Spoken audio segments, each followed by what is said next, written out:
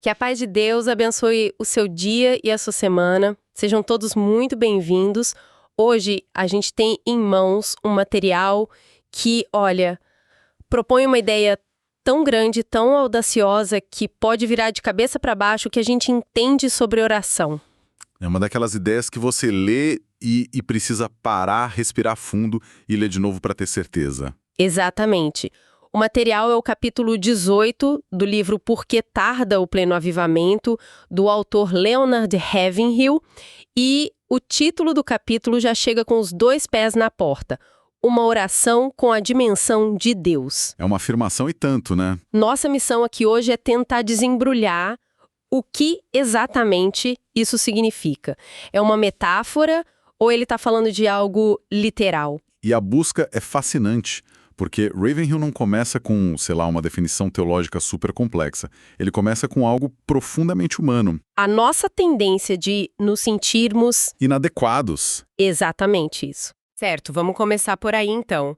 Ele nos joga de volta para a história de figuras como Moisés, Jeremias, e é curioso porque a gente tende a colocar esses nomes num pedestal, né? Sim, mas o autor nos lembra que a primeira reação deles ao chamado de Deus foi dar uma desculpa. E desculpas muito humanas. Muito compreensíveis. Moisés diz: "Ah, eu não sei falar direito, sou gago."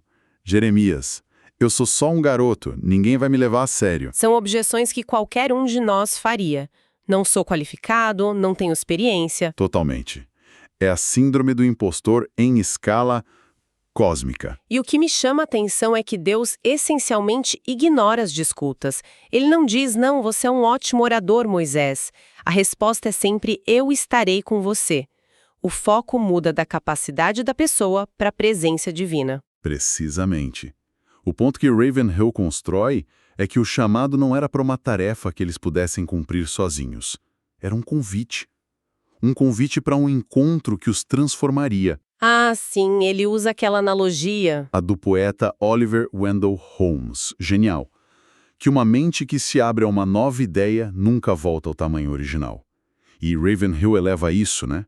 Se isso acontece com uma ideia, o que acontece com um coração que ouve a voz do próprio Deus? A pessoa se expande, para além de qualquer limitação que ela achava que tinha. Isso. E essa expansão parece ser o pré-requisito para tudo. Mas é aí que o autor dá uma guinada e faz uma crítica que, para mim, soa muito, muito atual. Ele diz que nossas pregações estão debilitadas pelas citações que tomamos emprestadas, em vez de recorrermos ao Senhor. É uma provocação e tanto. Ele está perguntando: isso é conhecimento de primeira mão ou de segunda mão? Você está repetindo o que alguém viveu ou você mesmo está vivendo a experiência? É a diferença entre teoria e prática. E ele usa umas metáforas muito fortes para isso. Diz que um livro de culinária não serve para nada sem os ingredientes na cozinha. Ou que ler sobre saúde não adianta se a pessoa continua sedentária no sofá. A mensagem é brutalmente simples. Para aprender a orar, é preciso orar. Não tem atalho. O que é fascinante porque isso vai na contramão de tudo na nossa cultura, né? A gente acredita em preparação, em ler o manual, mas aqui ele diz que o manual é a prática. A única forma de aprender é fazendo. E tem uma citação anônima que ele usa aqui. Nossa, me pegou de verdade. Muitas vezes, ao orar, somos como um garotinho que toca a campainha e depois sai correndo antes que alguém atenda. É uma imagem perfeita. Me identifiquei na hora. A gente lança o pedido, mas lá no fundo não espera de verdade que alguém atenda a porta. Acho que é uma forma de autoproteção. Se não esperamos nada, não nos decepcionamos. Mas para Ravenhill, isso anula o propósito. Orar sem expectativa é um ato vazio. Ok, então o primeiro passo é simplesmente começar, mesmo se sentindo inadequado e com expectativa. Mas aí o autor joga uma curva. Ele conecta a oração com a santidade de um jeito que parece um paradoxo. Sim, é uma tensão deliberada. Primeiro, ele afirma: se quisermos uma vida santa, precisamos orar. Faz sentido. Mas logo em seguida, ele inverte. Temos que viver uma vida santa se quisermos orar. E aí você para e pensa, peraí, qual vem primeiro? Parece um beco sem saída. Exato. Se eu preciso ser santo para orar, mas preciso orar para ser santo, por onde eu começo? Como ele resolve isso? Crescimento. É uma dinâmica. Ele cita o Salmo 24. Quem subirá ao monte do Senhor? O que é limpo de mãos e puro de coração. Certo. A leitura superficial é que isso é uma lista de exigências. Só se aproxime se for perfeito. Mas a leitura dele é que a oração eficaz brota de um desejo por pureza. Entendi. A busca pela santidade te leva a orar e a oração te fortalece nessa busca. É uma espiral ascendente, não um círculo fechado. Não é uma condição prévia, é um processo simultâneo. Uma coisa alimenta a outra. E é dentro desse processo que ele finalmente chega àquela afirmação bombástica. A oração tem o tamanho de Deus. Para ele, é a descrição mais literal possível da realidade espiritual. E para provar, ele traz uma citação de São Crisóstomo. E que descrição! O Crisóstomo diz que a oração, nossa, a lista é longa, extinguiu a violência do fogo, fechou bocas de leões, silenciou revoltosos, pôs fim a guerras. Parece o currículo de um super-herói, não é? Totalmente. E o ponto de Ravenhill é exatamente esse. O poder não está no herói, na pessoa que ora. O poder está na fonte que a oração acessa. Quando oramos, não operamos com os nossos limites. A gente se conecta a um poder ilimitado. Isso.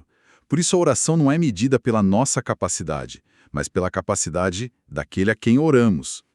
Para ele não é hipérbole, é a pura verdade. Isso muda tudo. A oração deixa de ser um esforço nosso para convencer Deus e passa a ser um alinhamento com um poder que já existe. Mas na prática, o que isso significa? O autor faz a pergunta que todo mundo quer saber.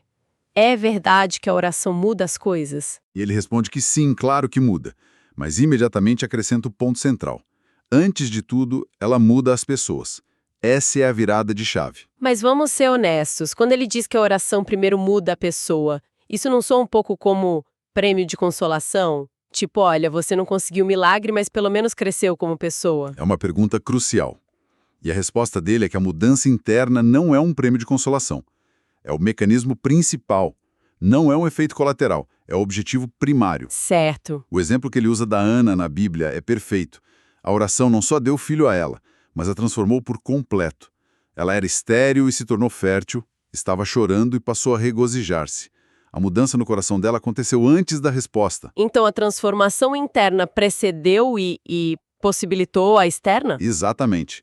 A mudança na pessoa não é o plano B, é o plano A. O texto também fala da necessidade do quebrantamento. Cita que quem sai andando e chorando enquanto semeia, voltará com júbilo. E esse choro não é autopiedade. É a intensidade do desejo, a paixão por trás do pedido. O que nos leva aos exemplos finais que ele usa. As orações que realmente mostram o que é ter a dimensão de Deus. Sim, ele fala de Moisés e de Paulo. Moisés, no auge da rebelião, diz para Deus, perdoa o povo, ou então risque o meu nome do teu livro. É radical. E Paulo diz algo parecido, que desejaria ser amaldiçoado se isso significasse a salvação dos seus irmãos. Não há nada de egocêntrico nelas. O eu desapareceu.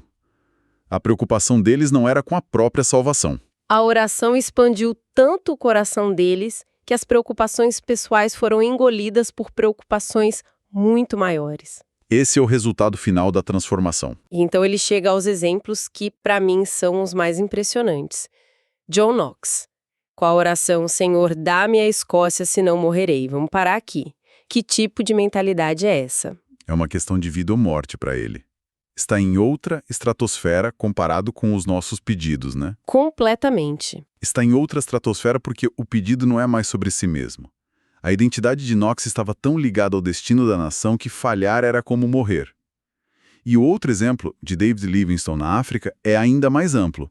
Senhor, quando irá cicatrizar-se a chaga do pecado deste mundo? Ele não está orando por uma cidade, é pelo mundo. Ele está com a dor do mundo no coração. Então, quando Ravenhill fala de oração com a dimensão de Deus, ele está falando disso, é quando a nossa perspectiva se alarga tanto que começamos a nos importar com as coisas Deus se importa, na mesma escala. Exatamente, essa é a conclusão da jornada. Começa com a gente se sentindo pequeno, passa pela disciplina, leva à transformação do coração, e o resultado é uma oração que não reflete mais os nossos desejos, mas se torna um eco do próprio coração de Deus. Ao final, a mensagem que fica é que a oração é infinitamente mais que uma lista de pedidos. É uma jornada que nos alinha ao poder e ao propósito de Deus. Uma disciplina que, segundo o autor, define a eternidade da nossa obra. E o texto nos deixa com um pensamento final que é desconcertante. Ele afirma que o momento de maior constrangimento no dia do juízo será encarar o fato de que oramos tão pouco. Nossa! E isso nos leva a refletir. E se a oração for de fato a área mais inexplorada das riquezas de Deus, o que poderia acontecer se ela fosse tratada não como uma obrigação, mas como nosso maior privilégio e nossa maior fonte de poder? Uma reflexão poderosa para encerrarmos nossa conversa de hoje. E informamos que teremos um novo encontro, continuando nossa exploração deste mesmo livro. Que Deus abençoe todos os ouvintes.